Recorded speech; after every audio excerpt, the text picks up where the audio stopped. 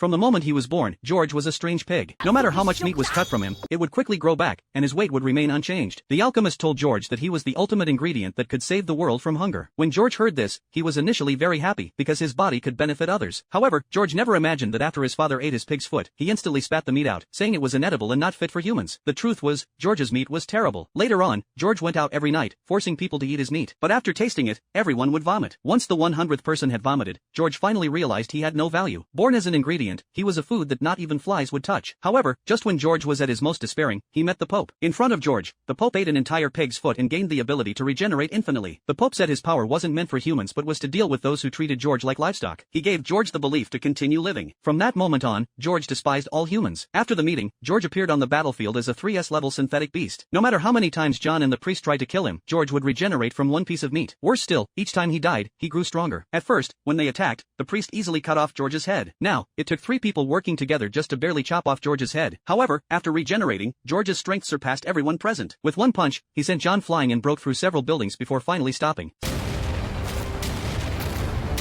Seeing that they couldn't defeat him, John asked, just before dying, why George hated humans. George then shared his entire life story. His tragic existence stunned the 2 priests, who couldn't find any comforting words. But John, surprisingly, understood George. Before meeting Jack, John had been in charge of the food supply for the Assassin's Guild. He had been struggling to find food every day. He told George that if he had met him earlier, he would have used his abilities well.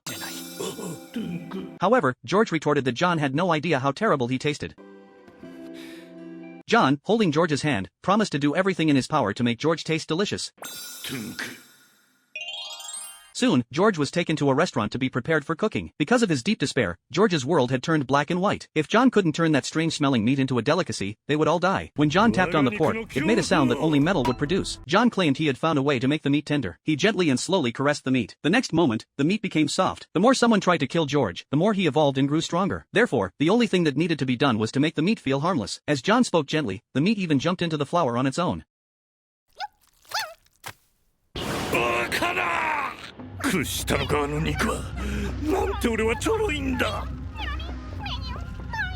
However, this didn't convince George, as his meat was extremely foul-smelling, making it hard to cook. In the past, a chef had ruined an entire restaurant while trying to remove the odor because there were too many impurities. No matter how skilled the chef or powerful the seasoning, the smell couldn't be removed. But when the 2 priests bit into the pork chop, an unprecedented delicious taste filled their mouths. They were completely conquered by the pork chop's flavor and praised it. George, watching this, couldn't believe it. He quickly asked John what he had done. John replied that during the initial preparation, he had used a mild light magic on the meat. This purified the impurities in the meat. This meant that George was actually a fine pig all along, but his previous experiences of despair had led him astray. George asked John to use the purification magic on him so that he could return to being an ordinary pig. His last wish was to leave his most delicious part to John. John